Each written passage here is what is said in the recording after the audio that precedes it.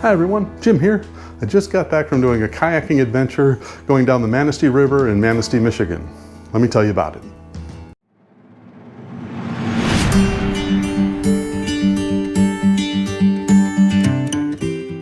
So on Friday, July 22nd, 2022, my son and I went and met some friends in Manistee, Michigan to go do a kayaking adventure down the Manistee River. Our plan was to backpack on Friday and then kayak on Saturday and Sunday. So we met at the Nordhouse Dunes trailhead and we got our backpacks together. Then 5 friends and I, we walked out the trail into the dunes. I'd never been there before. I've never even done any type of dispersed camping before. I've always gone to a campsite. So this was a whole new experience for me. We're off. We're going. We're leaving. We're on our way.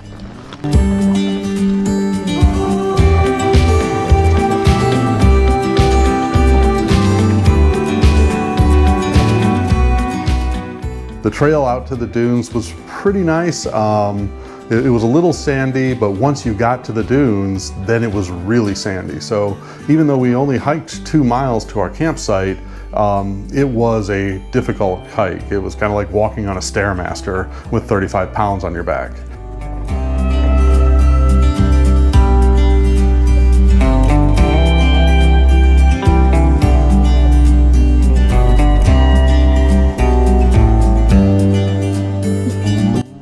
Is this the part where we need to remember where to come back? Further down, yeah. Okay. At the end, I'm taking the water.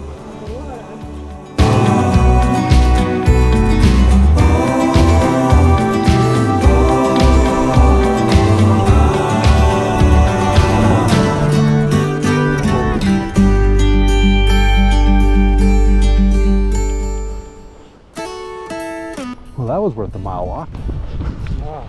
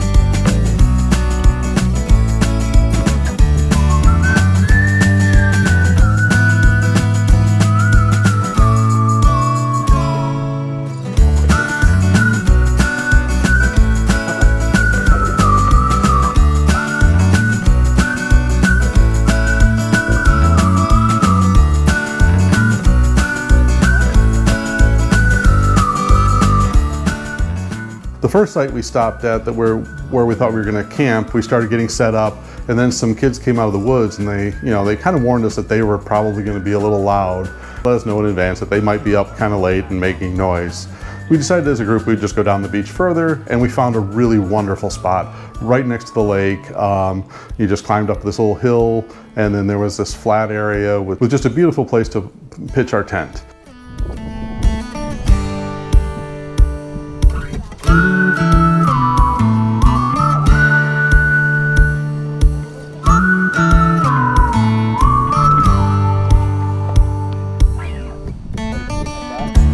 Are you going here?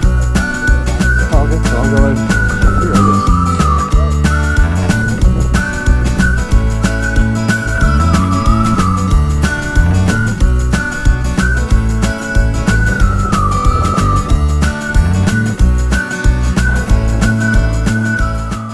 We pitched our tents and made a little bit of dinner, and then a bunch of us went walking down the beach as it was getting dark, and it was just amazing. There was no light pollution, so you could see all the stars in the sky, and the water was calm and beautiful. My son was able to play with his dog in the water, and it was great. The next morning I woke up first in the camp, so I tried to quietly make coffee without waking anybody up. And as people started waking up, I decided, I'm gonna go down to the beach and go for a swim. So I changed into my swimsuit, went down to the beach, and there was one other person on the beach. So here we are in the middle of July, a busy weekend, and this area is just very peaceful, very few people out there. I mean, this is busy for dispersed camping.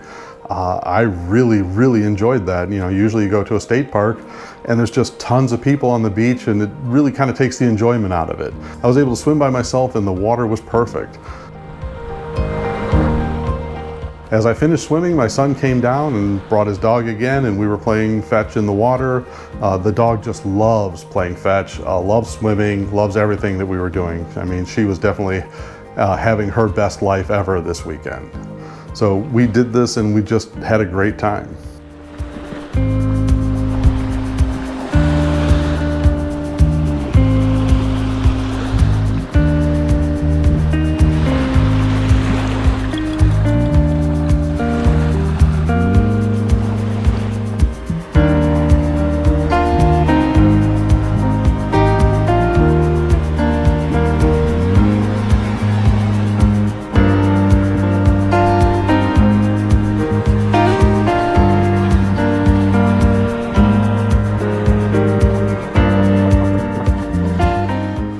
After I got done swimming and playing with the dog, then we had to load up our packs and hike out pretty quickly because we had to meet the kayak people. So we went to a Mexican restaurant in downtown Manistee, had a nice lunch, but they were really busy, so we did still end up being a little bit late for meeting the kayak company. No big deal, everything worked out. We met the kayak company at High Bridge, which is where our trip was going to end, and we loaded all of our kayaks and gear and all that type of stuff. Most of the other people rented kayaks. My son and I brought our own, and they rented us dry bags and things like that. So we got all that loaded up, and then they took us up to Red Bridge, which was where our trip started.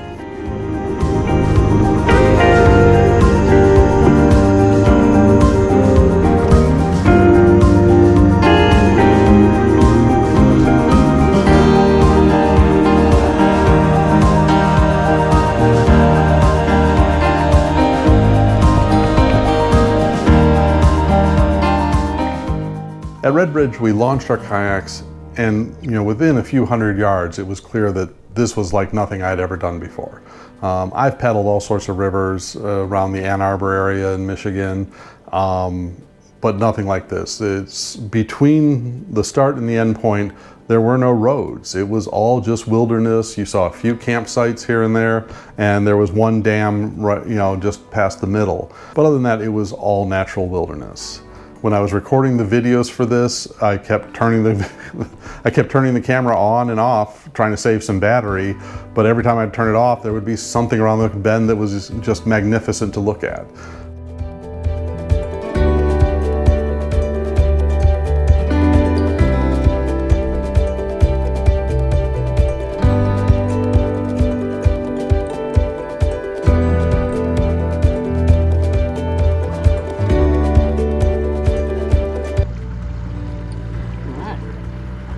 All launched. All in.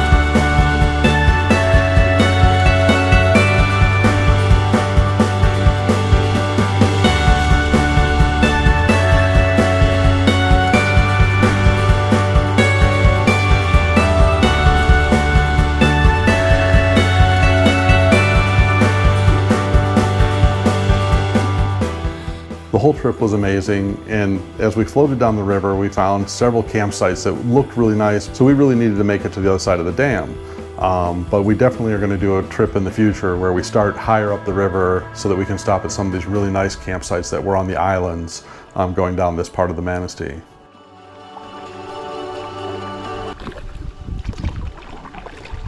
That's a really nice looking campsite.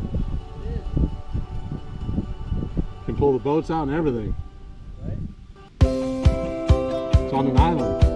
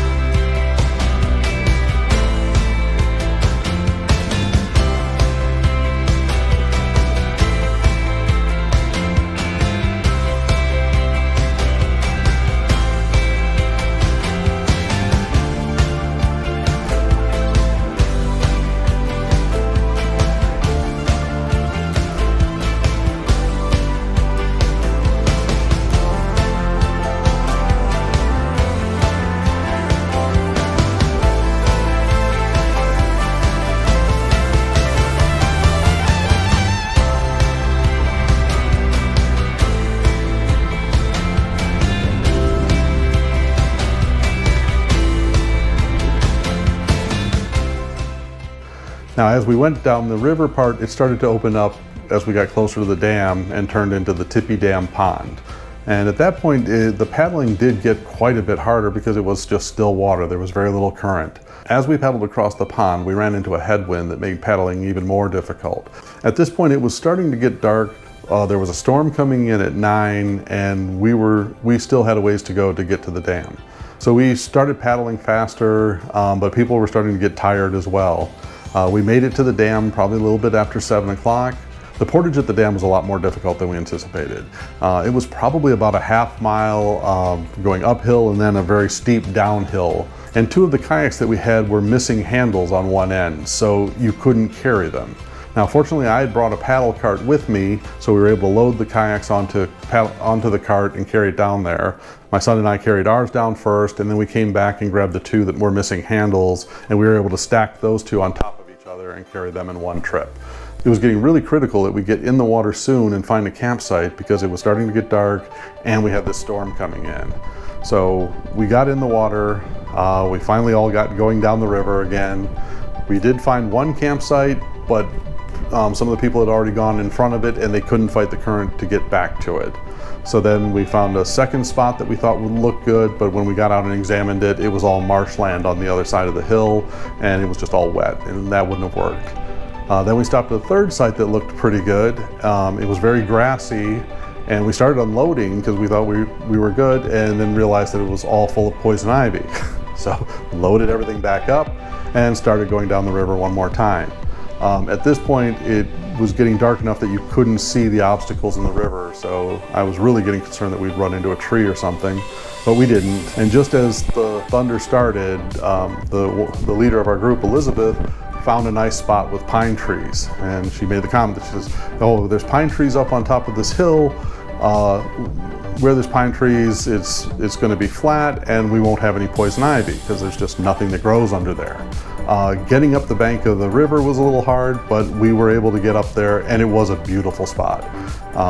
Really loved camping there. Definitely, I definitely pinned it on my GPS so that we could go back and see that again. At this point though, it was pretty much dark and it started pouring rain. So we climbed up the hill to the campsite and all started pitching our tents and got everything going before it really started pouring. Then my son and I cooked dinner outside, and I ended up eating a bag of spaghetti in the rain because I didn't want to sit in my tent and get it all covered with spaghetti. I'm just a klutz like that. I know that would happen. So finished my spaghetti, so I got in my tent and spent the night watching the lightning flashes and listening to the rain. Didn't get a whole lot of sleep anyway because I don't normally sleep well in a tent, much less having thunderstorms going on around me. It rained and poured all night long. I kept checking the weather on my phone, and 1 minute it said it was going to stop at 1, and then it's like, oh, a new storm's going to start at 1.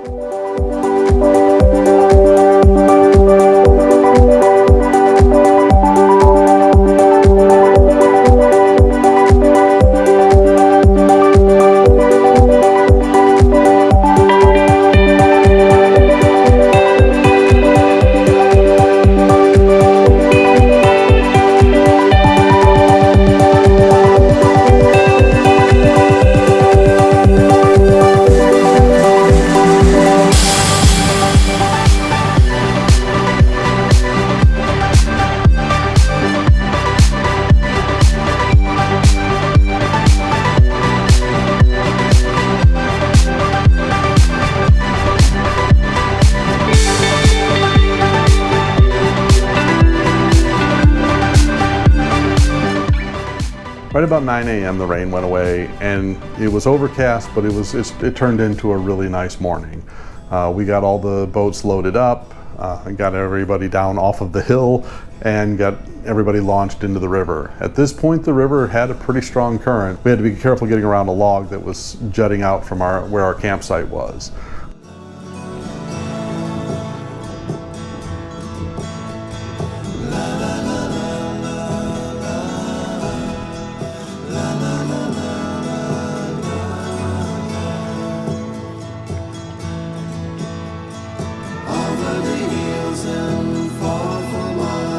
She's waiting for love to be realized.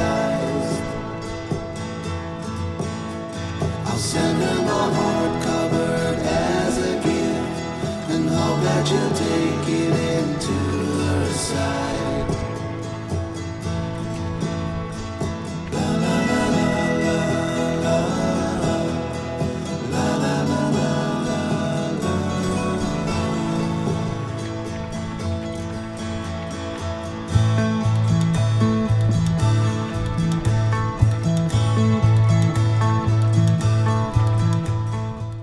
Once we got on the river though, we saw numerous bald eagles, we saw blue herons. The wildlife was just amazing. The second day we did about 4.5 miles, and it had stronger currents, so it was much faster. I think we were off the river in less than 2 hours.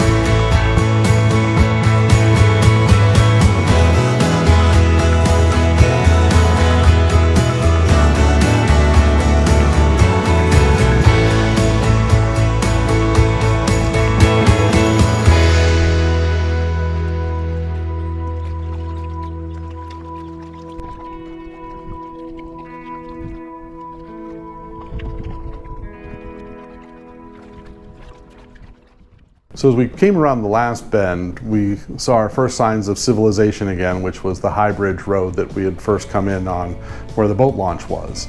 And just past High Bridge, there was a nice little set of rapids that just was like the icing on the cake for this trip.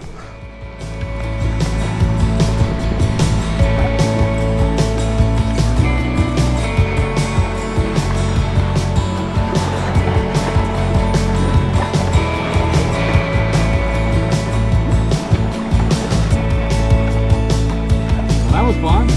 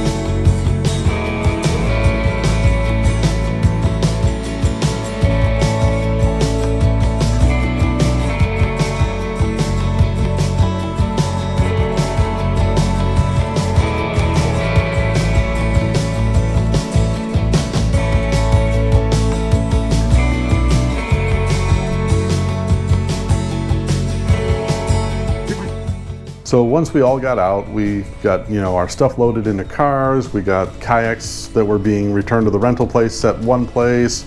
My son and I put our kayaks on the car. We went and changed into dry clothes. And then we agreed to all meet for lunch in Cadillac, Michigan, which was probably about an hour away. And it was on the way home.